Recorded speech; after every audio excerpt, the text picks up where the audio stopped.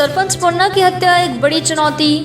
मंगलवार देर संध्या प्रखंड के लाउलगान पहुंचे पूर्व सांसद जाप सुप्रीमो पप्पू यादव ने पूर्व सरपंच निवास चंद्र उर्फ मुन्ना यादव के परिजनों से मुलाकात की। इस दौरान उन्होंने प्रेस वार्ता के दौरान बताया कि आलमनगर चौसा नवगछिया का इलाका पूरी तरह से अपराधियों और माफियाओं के चंगुल में है।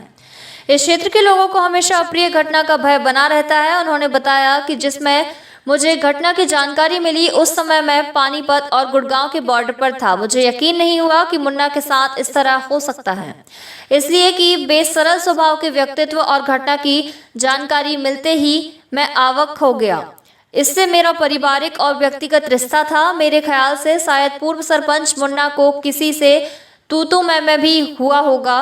वह दिल के साथ थे।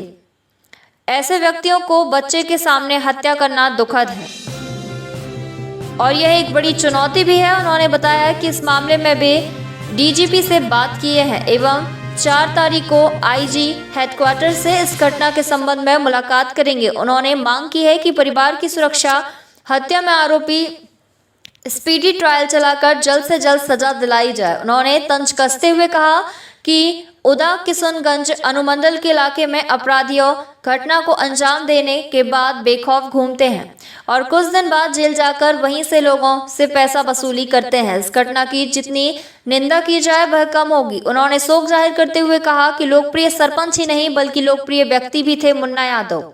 ऐसी कोई जाति धर्म के व्यक्ति नहीं थे जिनसे कि उसका पारिवारिक रिश्ता ना हो। उन्होंने इशारों में सरकार पर निशाना साधते हुए कहा कि अभी तक मुझ पर लॉकडाउन के नियम तोड़ने मामले 7 केस दर्ज किए गए हैं, यहाँ तक कि मुझे पटना कलेक्टर रिश्ता ना हो। उन्होंने इशारों में सरकार पर निशाना साधते हुए कहा कि अभी तक मुझ पर लॉकडाउन के नियम तोड़ने मामले 7 केस दर्ज किए गए हैं, यहाँ तक कि मुझे पटना कलेक्टर से चिट्ठी मिली कि आप कहीं नहीं जाएंगे। तब मुझे इनके परिवार तथा उनके बीमार पिता से मिलने हेतु चिट्ठी लिखी। मैंने तब जाकर मुझे अनुमति मिली। उन्होंने उपस्थित लोगों के बीच कहा कि मृतक पूर्व सरपंच श्री यादव की पुत्रियों की शादी की जिम्मेदारी हमारी होगी। उन्होंने प्रेस वार्ता के दौरान यह भी बताया कि बिहार में अब तक 6 दर्जन से ज्यादा हत्याएं राजनीतिक से लेकर व्यक्तिगत रंजिश को लेकर हुई हैं।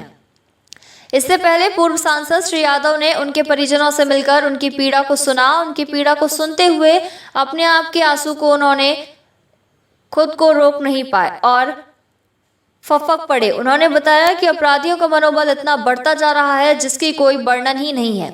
इससे साफ जाहिर होता है कि अपराधियों का राज चल रहा है।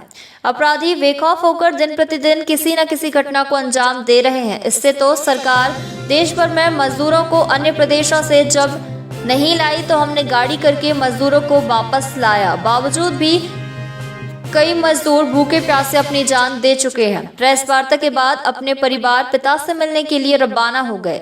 सनद रहे कि लाउलगान पूर्व के राजद नेता व पूर्व सरपंच निवास चंद्र यादव की हत्या 19 मई को अपराधियों ने सीने में गोली मारकर कर दी थी, जिसकी मौत घटनास्थल पर ही हो गई। घटना को लाउलगान भटगामा मोड़ पर अंजाम दिया गया था। घटना को लेकर परिजनों में अब भी दहशत का माहौल बना हुआ है। मौके पर पूर्व मुखिया सुशील यादव, अभिषेक सिंह, पप्पू आलम, प्रभाकर पासवान, शशि यादव, डॉक्टर रविंद्र यादव, मुकेश कुमार, मिथिलेश यादव, धक्का समेत सैकड़ों कार्यकर्ता व जनप्रतिनिधि मौजूद थे। HB स्टार 24 न्यूज के लिए चौसा मधेपुरा से नौशाद आलम की रिपोर्ट। हर दिन लगातार देश भर के मजदूरों को बिहार और बिहार के अन्य प्रदेशों में सरकार ने जब कोई गाड़ी नहीं दी तो मुझे ट्रेन करना पड़ा। हम लॉकडाउन के समय लगातार यह सवाल खड़ा करते रहे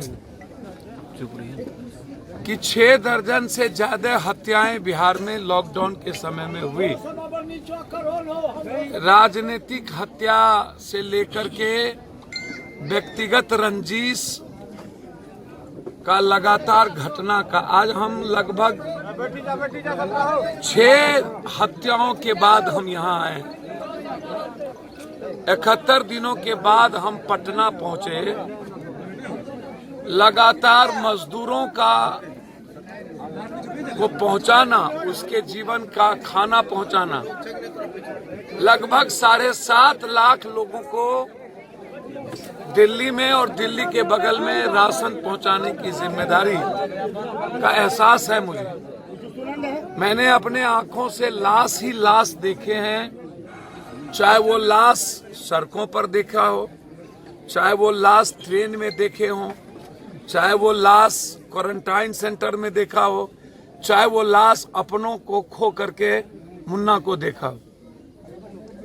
हमें परसों इसकी जानकारी, जब हम गुड़गांव और पानीपत से एक आत्महत्या कर लिया था, बिहार का मजदूर लौट रहे थे, तो मेरे फेसबुक पर परसों तरसों इस मुन्ना जी का फोटो यहां से बहुत सारे लोगों ने भेजा। अब मैं दुविधा में हम पड़ गए कि क्या सही में मुन्ना है कि कोई और है। मुन्ना के साथ ऐसा नहीं हो सकता। हम अवाक हो गए। हमें कल ही आना था इस घटना में, लेकिन चूंकि कल उतरते ही हम कई नरसंहार हुए थे, वहां चले गए। आज सीधा पटना, मोकामा और कई घटना के बाद हम लहुआ लगाम पहुंचे हैं। इस मुन्ना से पारिवारिक रिलेशन भी, व्यक्तिगत रिलेशन भी, लेकिन मुझे समझ में नहीं आता कि मुन्ना जी जो सरपंच थे और शायद उनको किसी से आज तक मैं तुम भी होने वाला वो व्यक्ति नहीं था, दिल का इतना साफ व्यक्ति। और ऐसे व्यक्तियों को इस तरीके से बच्चों के सामने निर्मम हत्या करना, तो एक तो यह इलाका, मैं बार बार कहता हूं कि यह जो हमारा आलमनगर चौसा का इलाका है, नौगछिया इस साइड का, ये कंप्लीट रूप से अपराधियों के चंगुल में है, माफियाओं के चंगुल में है। डर का वातावरण लगभग लोगों को बना हुआ रहता है। यह घटना मैं समझता हूं कि बहुत बड़ा चैलेंज है। हम इस घटना को डीजीपी से बातचीत किए हैं। परसों 4 तारीख को हम आईजी हेडक्वार्टर से मिलेंगे। अविलंब चार्जशीट के साथ 3 महीने के अंदर एसपीडी ट्रायल का मेरा डिमांड है कि 3 महीने के अंदर इसकी सुनवाई हो करके सजा हो, एसपीडी ट्रायल हो और इस परिवार की पूरी सुरक्षा।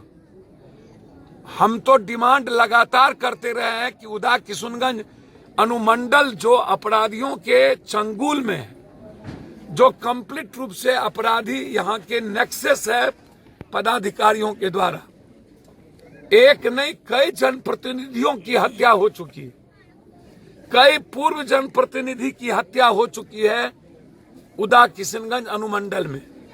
और अपराधी मजे में बेखौफ घूमता भी है और फिर वही अपराधी हत्या करके जेल से लोगों से पैसा भी वसूलता है। अब पुरानी बाजार से पैसा वसूलना, हत्या करके जाना और फिर पुरानी बाजार के व्यापारियों को टारगेट करना। चूंकि अभी पूरे देश के मजदूरों की जिम्मेदारी मेरे पर है। मेरे पिताजी काफी सीरियस है, अटैक उनको हुआ है, मुझे उनको भी देखते हुए, फिर चूंकि कटिहार में 3 मजदूरों की मौत हो गई है, सुबह मुझे वहां निकलना है। लेकिन यह घटना मेरे लिए चैलेंज है और व्यक्तिगत मुझको क्षति भी हुई है और कष्ट भी पहुंचा है। हम इस हत्या को कमजोर होने नहीं देंगे। इस परिवार की सुरक्षा की हमारी जिम्मेदारी होगी। हम कोई भी कसर बाकी नहीं रखेंगे।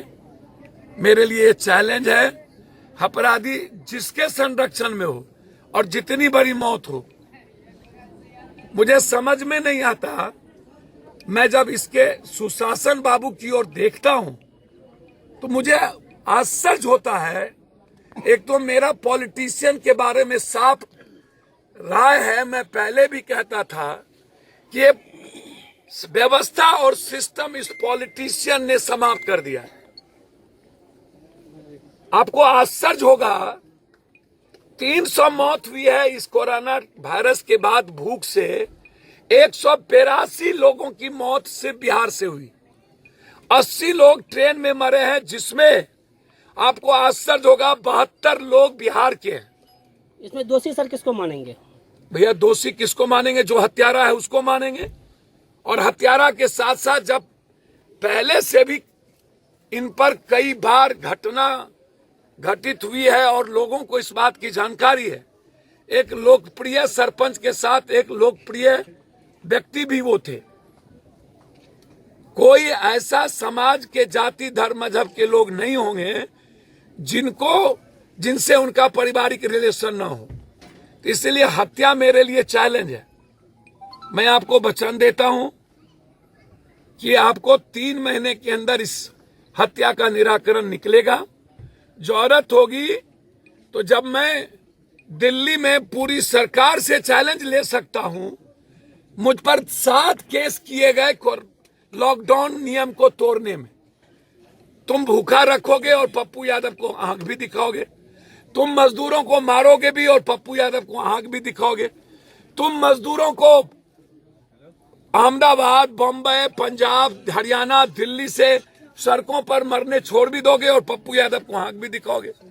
और उसके बाद हत्या के सवाल पर जब पप्पू यादव आएगा तो फिर आप एक चिट्ठी भेज देगा हमको कि आप बिहार में कहीं नहीं जा सकते। कल हमको पटना कलेक्टर ने कहा कि आपको बिहार में कहीं नहीं जाना।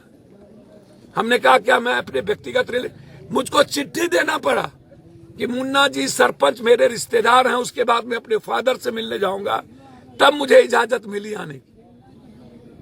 कलेक्टर का चिट्ठी है कि आप सिर्फ यहां रह के कोई कार्यक्रम बात करिए, आप किसी सामाजिक और सार्वजनिक कार्यक्रम में नहीं जाए।